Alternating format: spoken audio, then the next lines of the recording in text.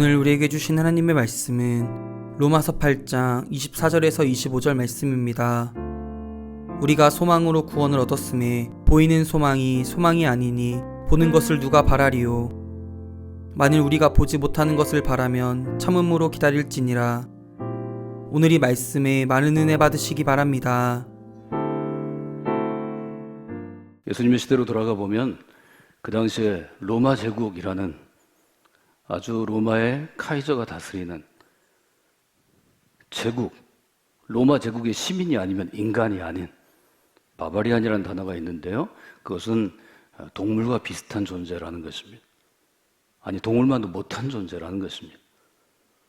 로마 제국에 복속되지 않으면 노예가 되거나 동물과 같은 존재가 되거나 그저 죽어야 되는 존재가 되는 그런 세상에서 조그만 노예 출신의 나라가, 노예 출신의 민족이 갖고 있던 메시아의 꿈을 꾸던 사람들이 그 시대에 사는 거죠.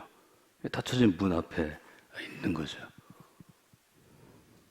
우리는 왜 유대인도 아닌데, 이스라엘 사람도 아닌데, 하나님이 직접 우리 민족에게 약속한 것도 아닌데 그리스도에게 소망을 두고 하나님의 나라를 오늘도 예배하고 고백하고 또 나눠야 하는가?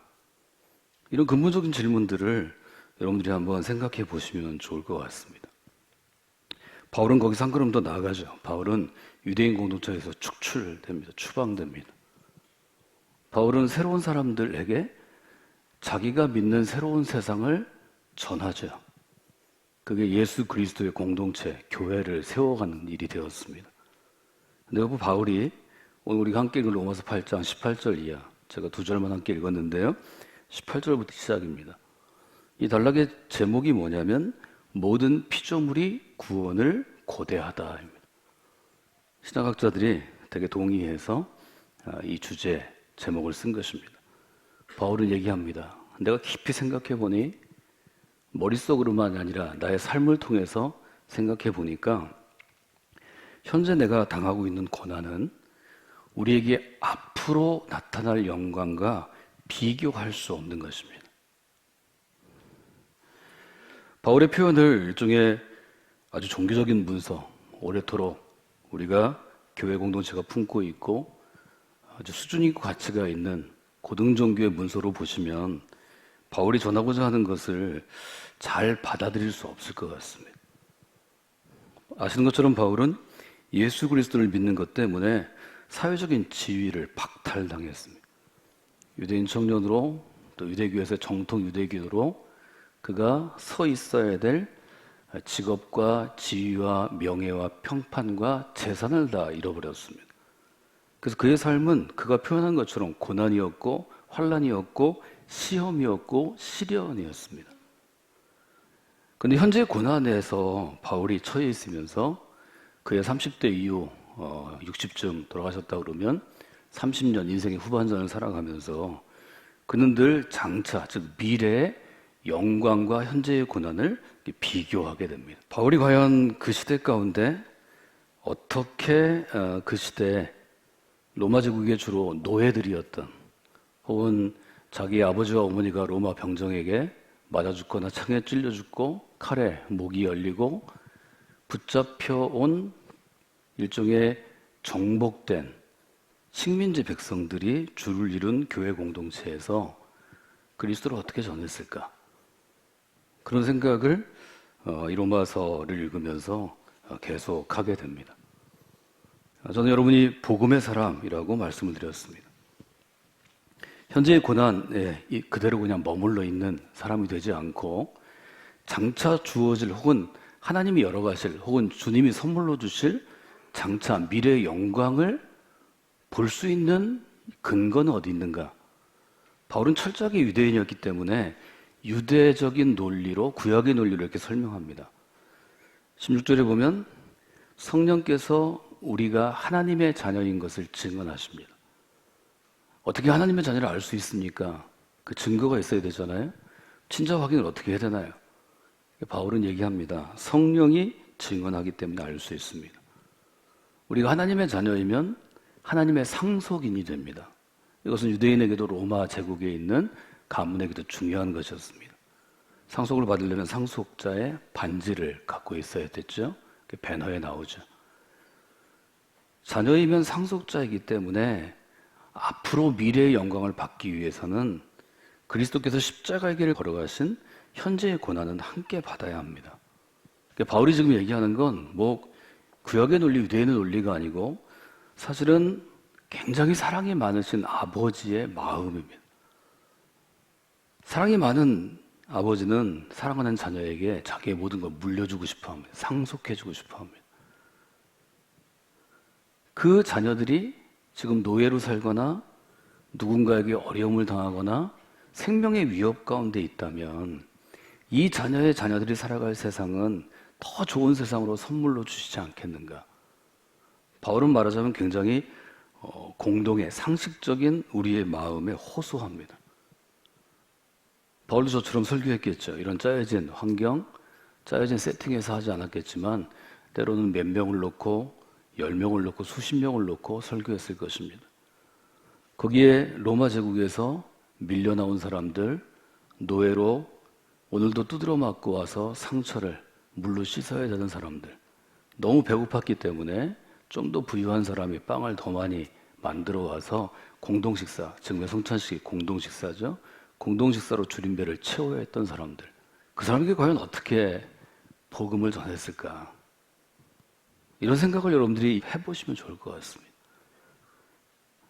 저는 그렇게 했을 것 같습니다. 우리는 지금 배고픕니다. 우리는 지금 맞아서 상처가 찢어지고 피가 납니다. 1년, 3년, 아니 10년이 지나도 우리는 이대로 살다 죽을 가능성이 많습니다. 그러나 우리가 복음의 사람으로 살아가면 우리의 자녀들, 그 자녀의 자녀들, 그 아이들은 주님이 만드시는 새로운 세상에 살아야 하지 않겠습니까? 우리는 그 기대를 가지고 복음의 사람으로 오늘도 살아내야 합니다. 그것이 믿음입니다. 저는 굉장히 솔직하게 바울이 얘기했을 거라고 생각해 봤습니다. 오늘 24절에 이렇게 얘기합니다. 우리는 소망으로 구원을 얻었습니다. 이 구절을 이해하는 게 너무 어려웠습니다. 소망으로 구원을 얻었습니다. 이게 무슨 얘기인가요? 구원을 얻었는데 지금은 아니라는 거죠. 시점이 앞으로라는 거죠. 미래라는 거죠. 구원을 얻었는데 손에 붙잡히지 않는다는 거예요. 왜? 보이는 소망은 소망이 아닙니다. 바울은 분명하게 얘기합니다. 내 눈으로 보는 로마의 귀족, 로마의 저택, 황궁, 마차, 보석이 내 소망이라면 보이는 걸 누가 그렇게 바라겠는가? 여기 바라다는 것은 깊은 갈망을 가지고 기대하고 갖기를 원하는 것입니다. 눈에 보이는 걸 누가 그렇게 바라겠어요? 그냥 보일 뿐인데. 저는 여러분이 믿음의 사람으로 살면서 무엇을 소망하는가가 여러분의 성숙함을 결정한다고 지금 말씀드리는 것입니다. 아주 분명하게 바울은 얘기합니다. 만일 우리가 보지 못하는 것을 바라는 사람이 된다면 그것은 오랫동안 참아냄으로 기다려야 합니다. 바울에게 수많은 사람들이 얘기했을 거 아니에요. 작년에 얘기한 거 왜 안 이루어져요? 나 믿음으로 살았는데 왜 계속 노예로 있어요? 믿음으로 살았는데 우리 아이가 노예로 팔려가서 가서 죽었잖아요. 그런 성도들을 데리고 바울이 뭘 얘기했을까? 여러분들이 그 점을 생각하시면 좋을 것 같습니다. 저는 그래서 오늘 여러분에게 바울이 했던 답을 설명해 드리지 않고 세 가지를 정리만 해드리고 이 답을 살아내시면 좋겠습니다. 찾으시면 좋겠습니다. 저는 우리 안에는 닫혀진 문이 모든 인간에게 주어지고 모든 시대가 주어지는데 닫혀진 문을 여는 열쇠가 복음의 사람에게는 감사의 삶으로 주어진다고 말씀드렸습니다. 즉 우리에게 주어진 닫혀진 문을 여는 열쇠는 감사하는 것입니다. 닫혀진 문 앞에서 감사하고 소망을 가지고 믿음으로 그 닫혀진 문이 열릴 것을 기다리면 하나님이 적어도 세 가지 일을 해주신다고 바울은 얘기합니다. 첫째, 견디어낼 수 있도록 도와주십니다. 주먹으로 문을 두드려도 주먹이 부서져도 문이 열리지 않을 때가 사실 대부분입니다. 믿음 있는 사람에게는, 복음의 사람에게는 그 아픔과 고통을 견디도록 능력을 주십니다. 제가 예를 여러 개 들을 수도 있습니다. 제 삶에도 있었고 여러분의 삶에도 있었고 한국교회 역사에도 수만 가지 스토리가 있을 것입니다. 그러나 그것은 스토리입니다. 내 주먹이 깨져서 너무 아픈데 죽을 것 같은데 그럼에도 불구하고 견뎌낼 수 있도록 도우시는 걸 내가 체험해야 합니다. 성관계 믿음의 공동체에서 그 체험을 내 자신이 하는 분들이 되시면 좋겠습니다. 두 번째로, 닫혀진 문 앞에서 믿음으로 버텨서면 보이지 않는 소망을 주십니다. 즉 장차 내게 주어질 혹은 장차 주님과 함께 올 영광을 보여주십니다. 저는 이거 매우 중요하다고 생각합니다. 왜 성경이 그토록 소망을 하나님께 두라고 도전했을까? 왜 소망을 보이지 않는 것에 두라고 바울은 피맺히게 얘기했을까? 그것은 아마 우리 인간 자체에 문제가 있기 때문일 것입니다. 바울은 얘기합니다. 우리는 소망으로 구원을 얻었습니다. 보이는 소망은 소망이 아닙니다. 내가 소망하는 것은 보이지 않는 것입니다. 여러분, 성관교회에서 보이지 않는 것을 소망하는 것을 배우는 성숙한 복음의 사람이 되시기를 원합니다. 안 그러면 평생 교회 다닌 것을 언젠가는 여러분 자녀에게 내가 뭘 했나 모르겠다. 내가 신앙생활 열심히 한다고 했는데 좀 후회가 된다. 비참한 그리스도인이 될 가능성이 있습니다. 세 번째로 여러분, 참음으로 기다리게 하십니다. 25절에 이렇게 얘기하죠. 만일 우리가 보지 못하는 것을 바라면 참음으로 기다릴지니라. 참음을 저는 훈련으로 되는 것이라고 오랫동안 생각한 적이 있습니다. 참아내야지. 참아내면 기다릴 수 있지. 그러나 바울의 고백처럼 보지 못하는 것을 바라는 믿음의 눈이 열려야 참을 수 있다는 것을 여러분이 경험하시면 좋겠습니다. 많은 사람들이 내 결기로, 내 용기로, 내 담대함으로 구원에 누릴 수 있다고 생각합니다. 교회 안에 사실 많이 있습니다. 그러나 여러분이 진짜 성숙해지려면 내가 아무리 노력해도 이건 참아낼 수 없는 걸 인정하셔야 합니다. 경험하셔야 합니다. 내가 정말 열심히 해도 이걸 어떻게 할 수 없어서 하나님, 나는 불쌍한 사람입니다. 이렇게 열심히 노력해도 하나님이 도와주셔도 교회가 나의 버팀목이 돼도 이걸 할 수 없습니다. 저는 이것이 성숙함이라고 여러분에게 다시 한번 좀 도전하는 것입니다. 여러분, 눈앞에 보이는 것에서 너무 만족하지 마십시오. 눈앞에 보이는 것을 너무 쫓지 마십시오.